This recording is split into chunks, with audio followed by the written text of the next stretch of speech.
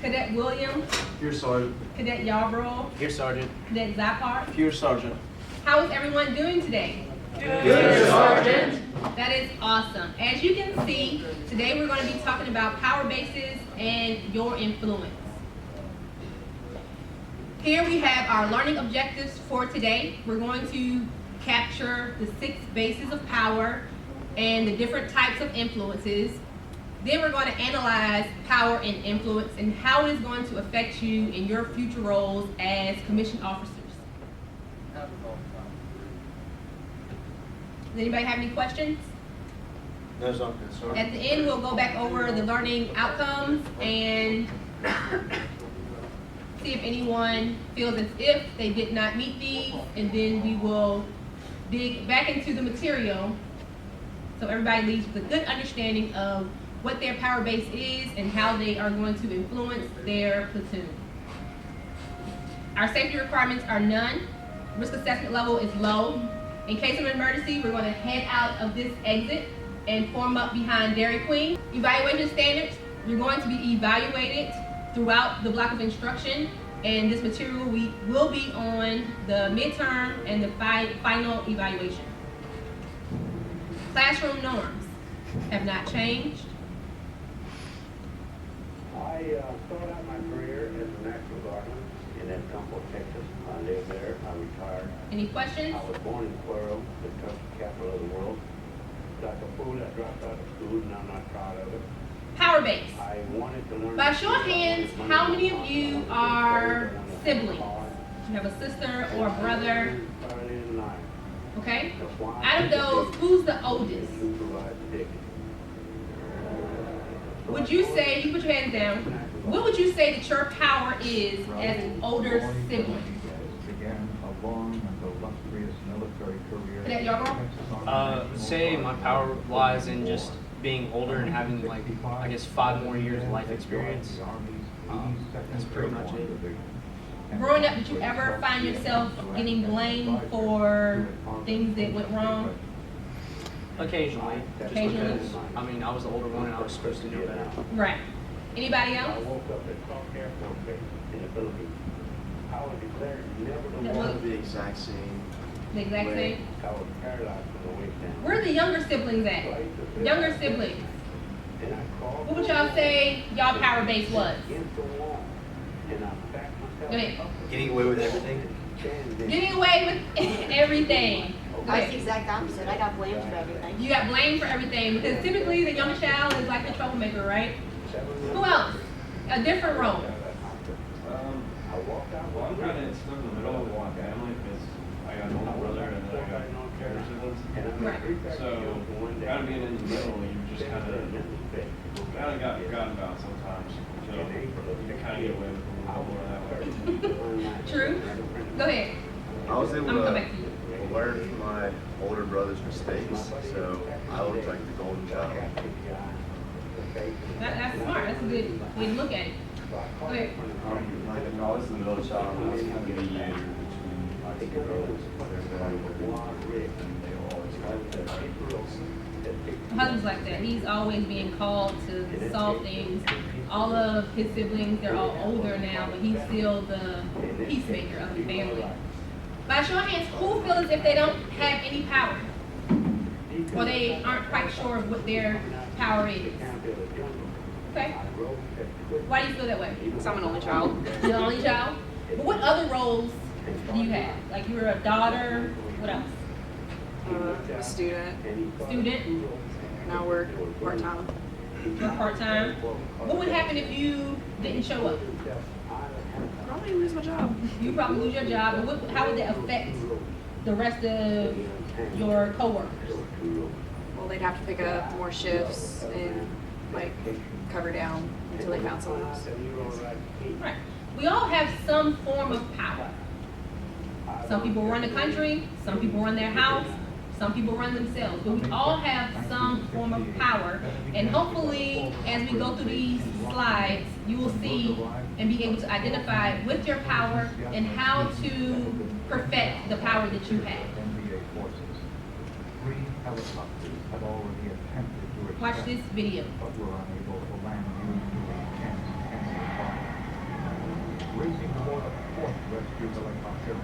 Power is the ability to make decisions and to force others to follow your way. Power, I think I would define it as having control over others or. What are your thoughts? Where do they find these people? On the streets. What are your thoughts on what was said? They were almost all negative. Negative? Yeah, like dictatorship? Yeah, it all seemed Where's like other words that were used? Control, I guess. Control?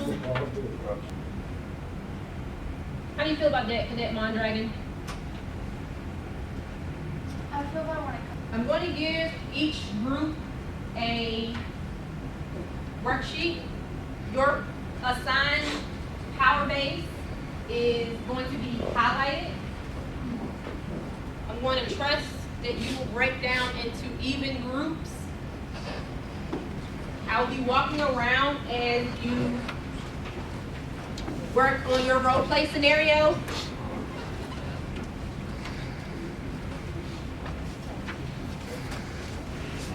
Does anybody have any questions before we start?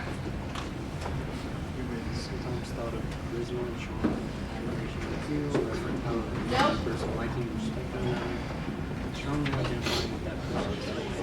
I saw See, here's listening to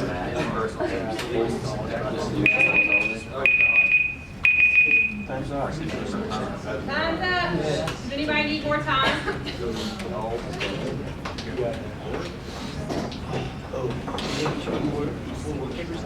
That's fine, especially. That's fine. And coercive power. You're the winner. You're first. Woo! Yes! You got it.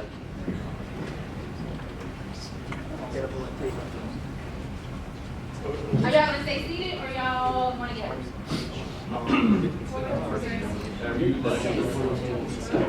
Here's the stage. If you're gonna stand up and do your role play scenario, this is the beautiful stage that I have created for you. Doesn't it look nice?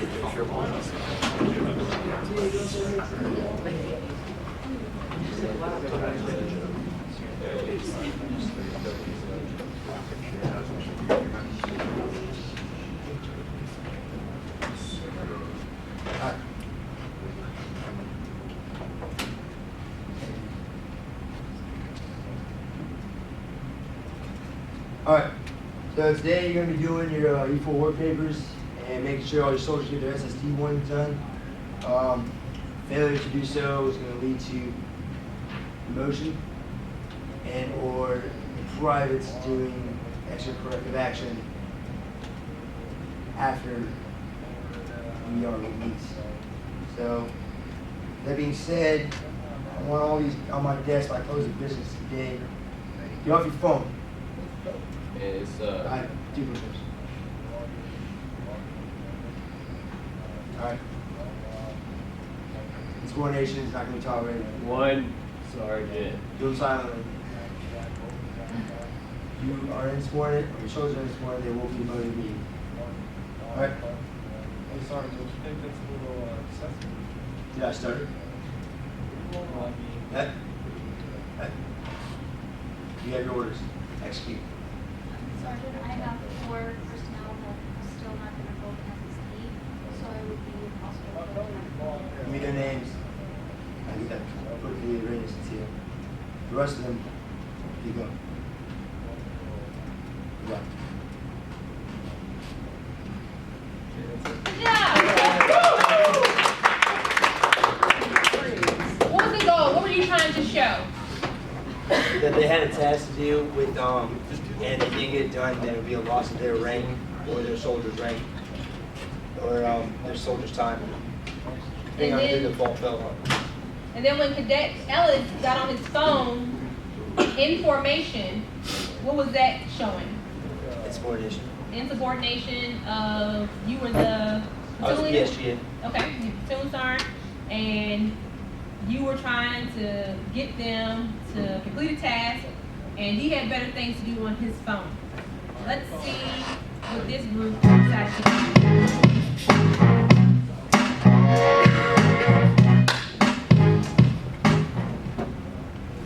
Our charisma.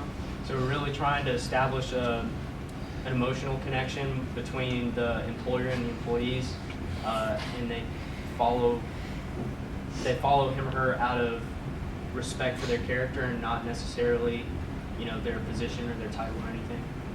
Okay.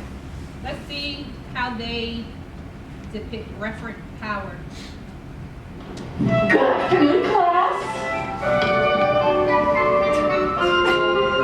Good afternoon, Helen.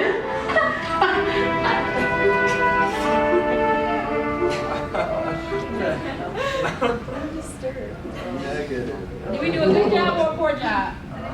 We did a good job. If we're going off of this group's illustration of referent power. What were some similarities? They connected with, like, the superior connected with those that were below them. Like, in the video, it was whatever she was doing with her head and the feathers. And with Yarbrough, it was kind of like, he really was very personable and, like, was uplifting versus, like, just trying to put you down and make you feel bad so you get it done. Okay. I feel like theirs was, I guess, more genuine and more true to the actual definition, because he was being very nice and just trying to gain respect. But with the video, it was like they were trying to imitate her. It didn't really make sense to me at all. Anybody else? I'd say it has to do a lot more with influence in general than actual. It's power 3. Influence takes us to our second block of the lesson. But before we do that, let's dissect what we've already done and make sure we have a good, solid understanding of what power is before we move on. What have we learned so far? Several different types of power. Different types of power, but what is it really? Like power? Power. What is It's it? like, it's the ability to influence other people to do something that you either want or need to have get done. Okay, what were you going to say? That's it. The same thing? Okay, anybody else?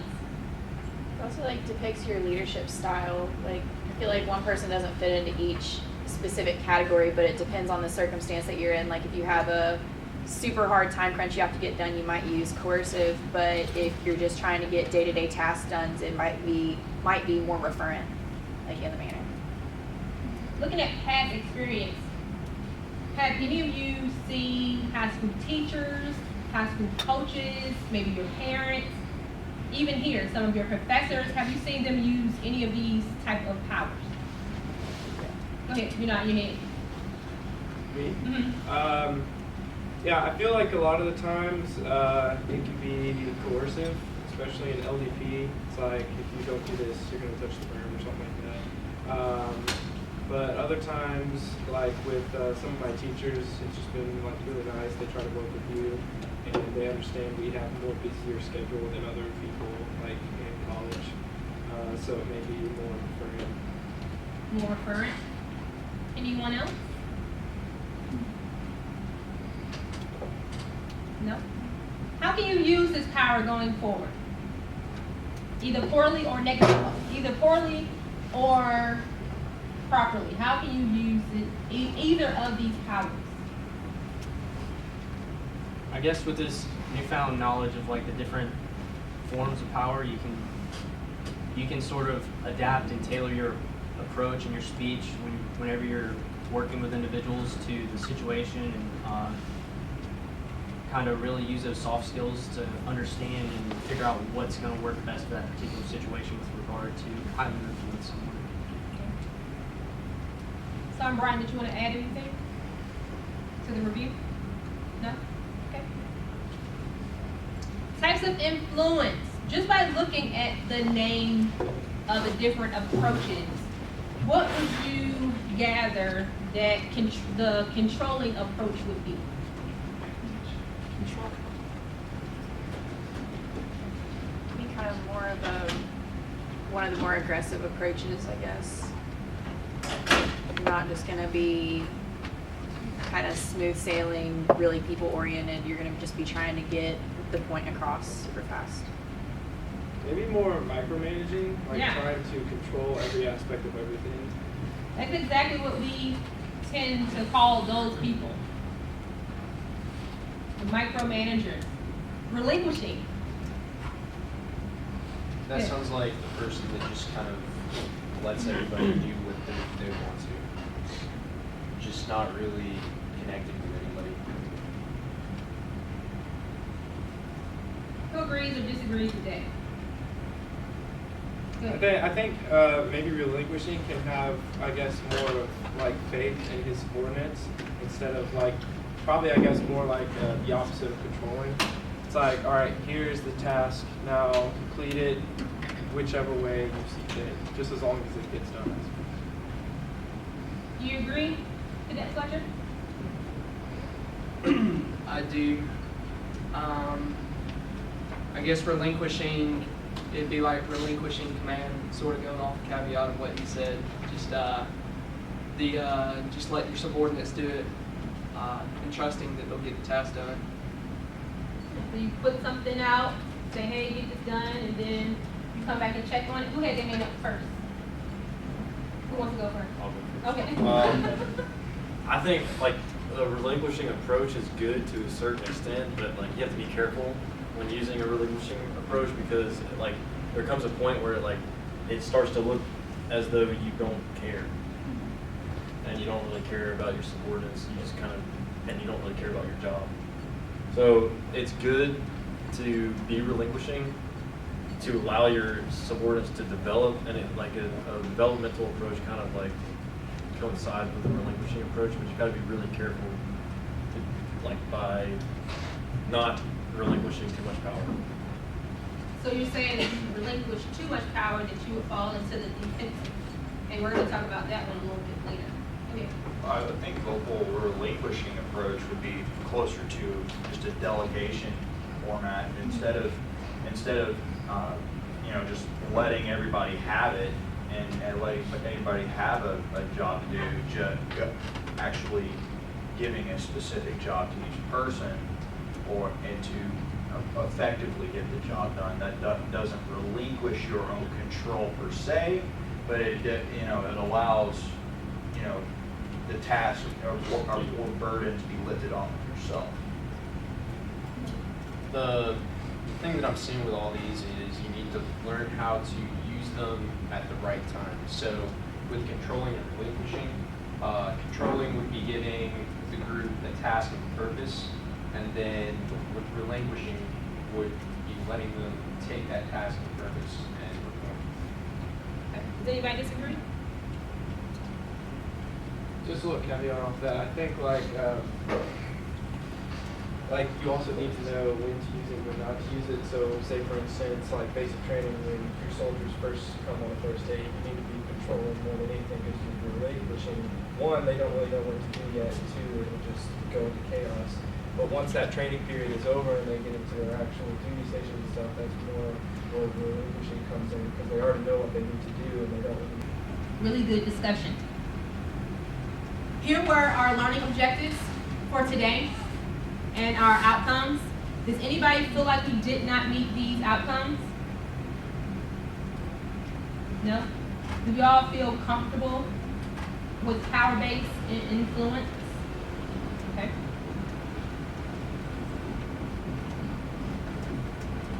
Looking at the entire lesson, what are some takeaways? Yeah, I feel like I have more of a understand. Okay, and if you need help, you know where to find me. I'm always in my office, or you can email me and I will make myself available to you. Anything else? Anybody else? All right, y'all have a wonderful day. This was a great block of instruction.